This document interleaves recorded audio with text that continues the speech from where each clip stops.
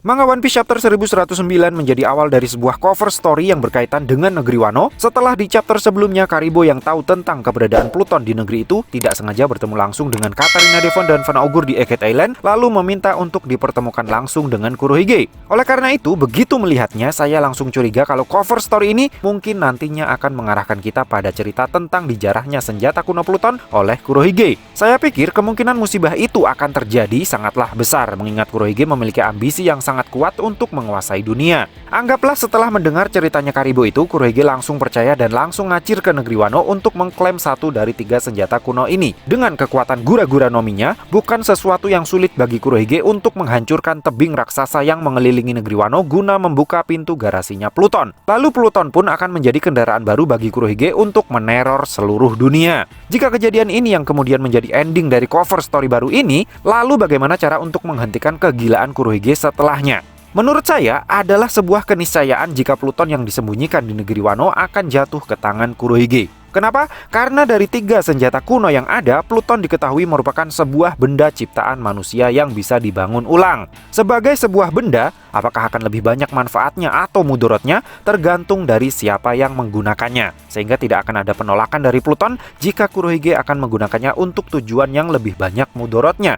Hal ini jelas berbeda dengan Poseidon yang berwujud makhluk hidup. Kurohige mungkin juga punya peluang besar untuk menangkap Putri Shirahoshi alias senjata kuno Poseidon dari Fishman Island. Namun karena Shirahoshi adalah makhluk hidup yang punya otak, hati, dan perasaan, masih ada kemungkinan kalau dia akan menolak perintahnya Kurohige atau malah justru menggunakan kekuatannya itu untuk kabur dari cengkeramannya Sang Hyongko. Makanya saya pikir Pluton memang sangat pantas untuk jatuh ke tangan Kurohige. Apalagi faktanya, Pluton ada blueprintnya. Dan menurut informasi yang terdapat di manga One Piece chapter 399, blueprint Pluton itu ada sebagai jaga-jaga jika suatu hari nanti Pluton yang asli sampai jatuh ke tangan yang salah, maka bisa dibuatkan Pluton tandingannya. Oleh karena plan B sudah direncanakan sejak jauh-jauh hari sebelumnya, saya rasa sangat wajar jika kejadian yang ditakutkan itu justru akan benar-benar terjadi di masa depan. Lalu bagaimana caranya Pluton tandingan ini akan bisa diciptakan jika blueprintnya sendiri sudah dibakar oleh Franky?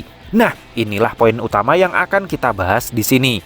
Di chapter 431 terjadi sebuah percakapan yang sangat menarik antara Franky dengan Iceberg yang menjadi dasar utama dari teori Pluton 2.0 ini. Di tengah-tengah kondisi Water 7 yang masih kacau balau setelah terkena terjangan Aqua Laguna, Franky dan Iceberg terlibat sebuah perbincangan serius di markas darurat pabrik kapal Galeila Company. Di sini secara terus terang Franky bilang kepada Iceberg kalau dia sudah membakar blueprint Pluton warisannya Tom di depan Cyberpol.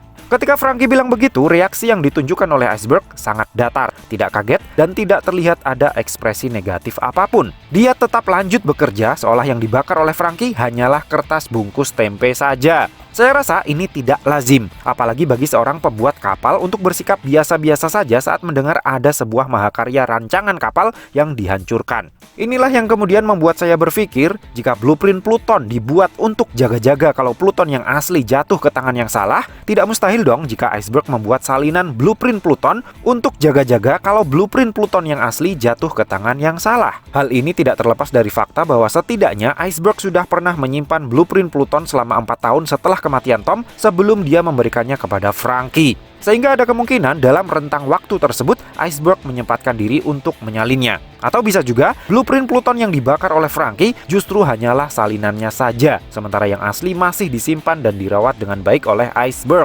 Lalu setelah insiden di Enies Lobby, kuat dugaan Iceberg bersama dengan para pembuat kapal di Water 7 secara diam-diam membangun Pluton untuk kepentingan mereka sendiri. Kecurigaan saya ini bermula dari perkataan Iceberg di chapter 431 yang mengatakan kalau dia ingin mengubah Water 7 menjadi sebuah pulau sekaligus sebuah kapal raksasa. Iceberg beralasan kalau bencana alam Aqua Laguna yang rutin menghantui Water 7 ukurannya semakin membesar setiap tahunnya. Iceberg takut suatu saat nanti seluruh Water 7 akan ditenggelamkan oleh terjangan Aqua Laguna jika dia tidak melakukan sesuatu untuk mengantisipasinya. Sehingga dia mulai berpikir untuk mengubah Water 7 menjadi sebuah pulau terapung. Mendengar rencana gila Iceberg ini, Franky bahkan sempat berkata kalau itu adalah rencana yang mustahil. Namun Iceberg yakin kalau rencananya itu cukup realistis untuk bisa diwujudkan. Dan memang harus diwujudkan. Nah, apakah dengan mengubah Water 7 menjadi sebuah pulau terapung akan cukup untuk menghindari terjangan Aqua Laguna yang semakin tahun semakin membesar?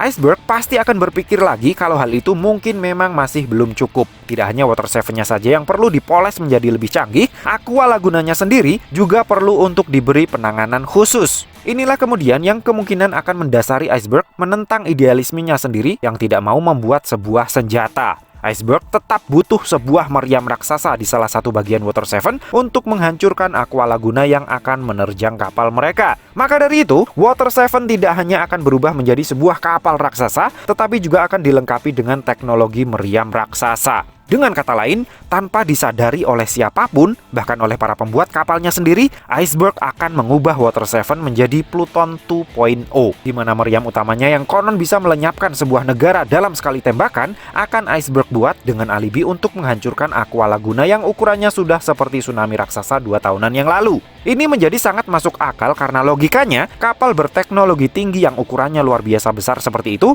tentu butuh waktu, biaya, dan tenaga profesional yang sangat banyak untuk membangunnya. Dan jika dipikir-pikir lagi, tidak ada satupun lokasi di bumi One Piece yang dihuni oleh para pembuat kapal profesional sebanyak dan seahli para pembuat kapal di Water 7. Lagi pula, jika dalam waktu dekat Pluton beneran jatuh ke tangan Kurohige, tidak mungkin kan hanya dalam hitungan hari Pluton tandingannya akan selesai dibuat.